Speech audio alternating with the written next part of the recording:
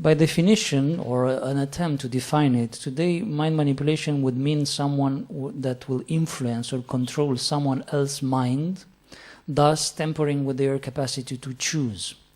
Now, I want to flip a little bit the perspective to show how much ignorance is in this talk. First observation here is that someone else can control your mind if you don't control it yourself. That is a fundamental paradigm that if we don't take it into consideration, this will ruin all these efforts and throw the whole thing down the drain. The problem is not the one who will pick up the wallet you drop on the street. The problem is that you drop it in the first hand. If you drop your control of the mind, anyone else can pick it up and use it. And the problem is not to keep away people from other people's mind. The problem is to bring back people in control of their own mind, because then nobody else can control it. And that's a proven fact also.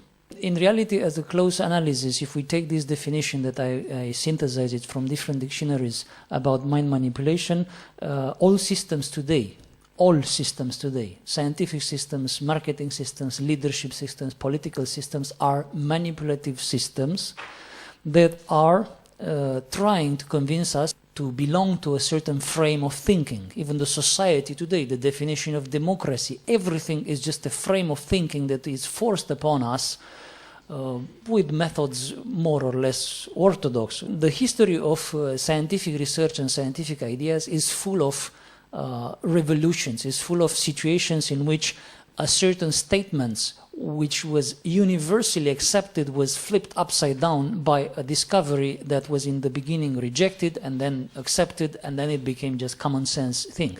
So it's not the first time people were burned to stake for a belief that later on became just a normal understanding. The history is full of that, which lead us to a very interesting conclusion. Talking about mind manipulation today might be the beginning of a change of paradigm, not the end of a talk with the law. If we go back in time, we have ancient descriptions of the human being, of the human structure that is confirmed scientifically today by studies, and this shows that the human being have the possibility, and interesting enough they even say that, and the duty to control their mental principle, their conscious principle that manifests through the mind. That's what they say. It's the duty of the citizen to control that. When people will do that, nobody else can steal what is theirs. Politicians, people, aventourisms on marketing and so on, they only pick up the attention that is unattended by people. They drop their attention on the floor and some people collect it and they have the power to manipulate them. But it is because in the first place they lost it. One element that is coming also from ancient paradigms as well as confirmed scientific modern studies. If we don't control our own mind, other people or other factors will control it, and the reverse is the same. When we control it, nobody else can tamper with our free will.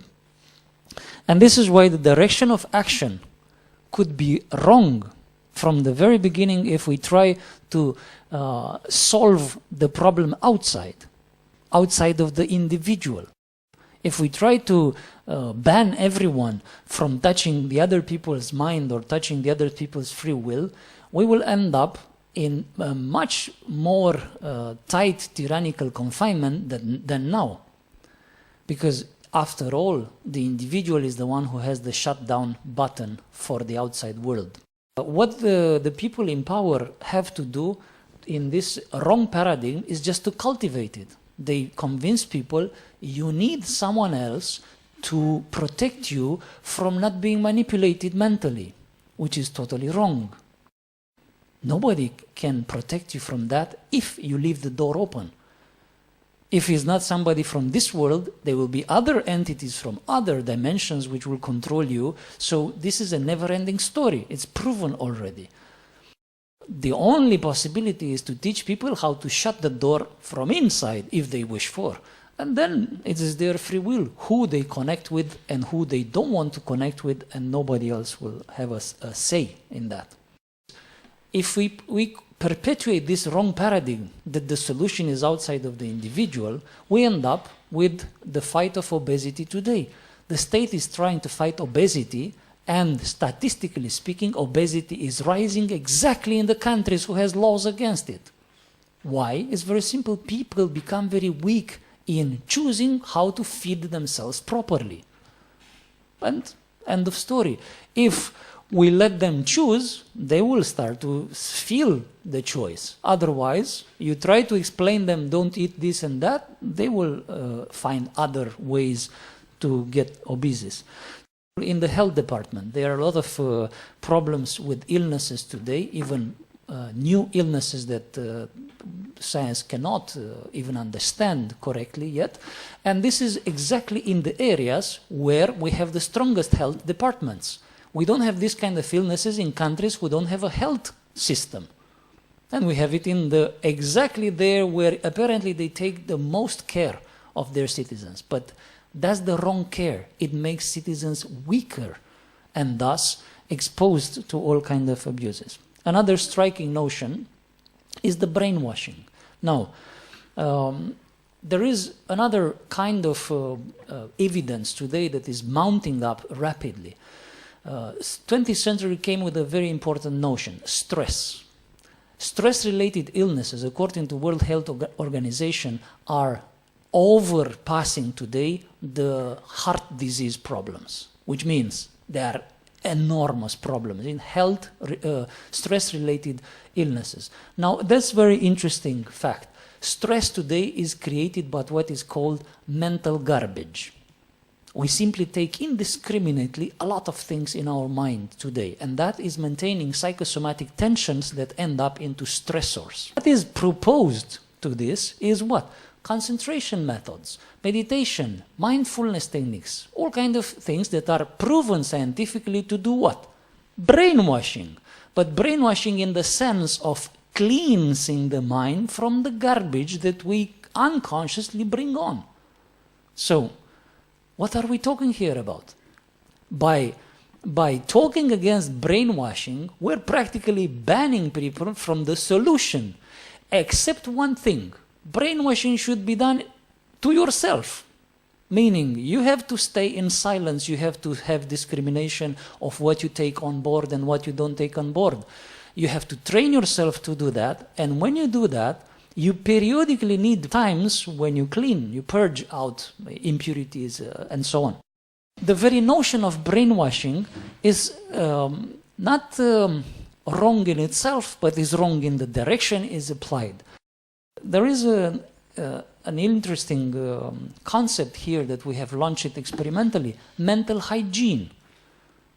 Mental hygiene is something that everyone should do today, exactly as body hygiene, because we are in danger of polluting our mental sphere of the planet in such a degree that we will need mental ecology in the next century and big money invested in cleaning the mental sphere of the planet, which is nowadays coming into attention more and more. This idea of mental manipulation or brainwashing, it's a real fact.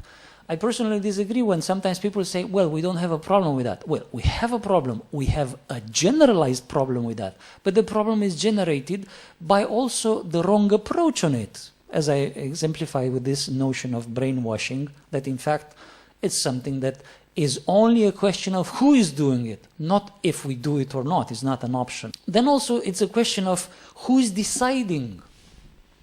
Who is deciding what? What is right and what is wrong?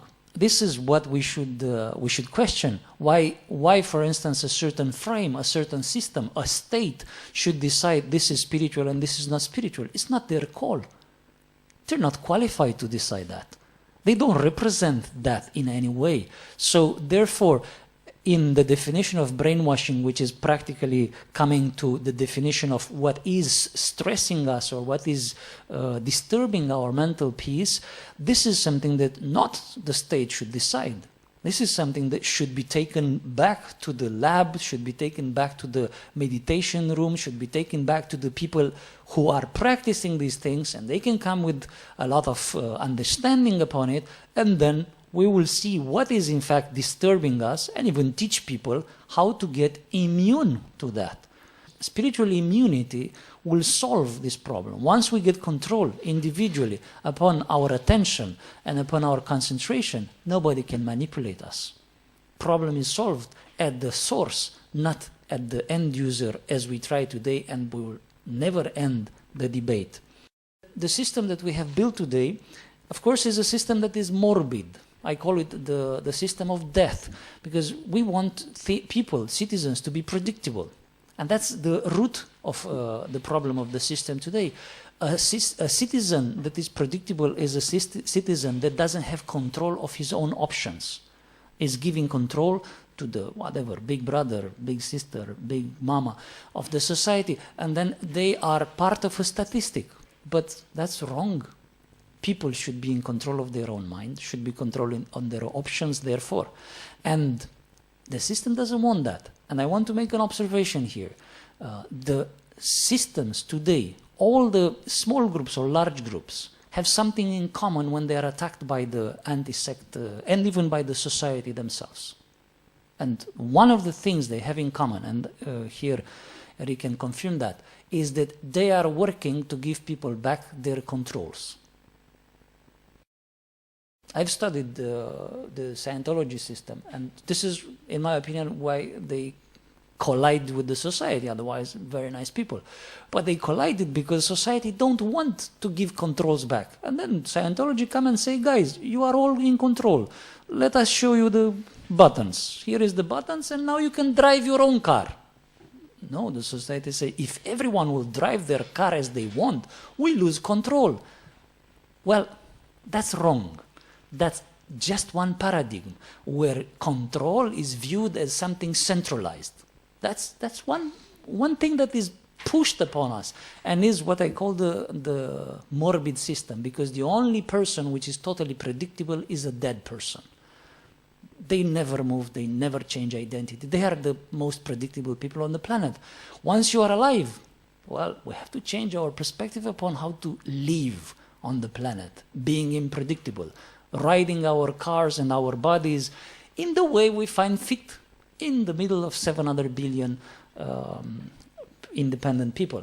Every time an organization is flipping the perspective and dare to change this paradigm that we need help from the outside, and is telling, no, you have the help inside, this is when they encounter problems. Otherwise, as long as you say, you depend on someone else, you're the friend of the system, and the system will even sponsor you. So in my opinion, from what I have noticed and knowing many organizations and studying their fundamental guidelines, this is where it's colliding with the system. I don't think it's a question of religion, it's a question of any other form of organizations. It's simply the fundamental ideas that are colliding or contradicting the paradigm that is forced upon us today of a centralized power, of a control that is always predicting all the moves of the citizen in order for a better good, they say, economically, socially, even military. And mind control, it's a duty of each citizen. It's not something that you are having an option. You don't want to control your mind, then don't scream that you are manipulated. It's normal you are manipulated. Because you drop your controller on the street, somebody finds the remote control and they play with it. What else they can do? I mean, you dropped it in the first time. So when people understand that, the whole debate is changing.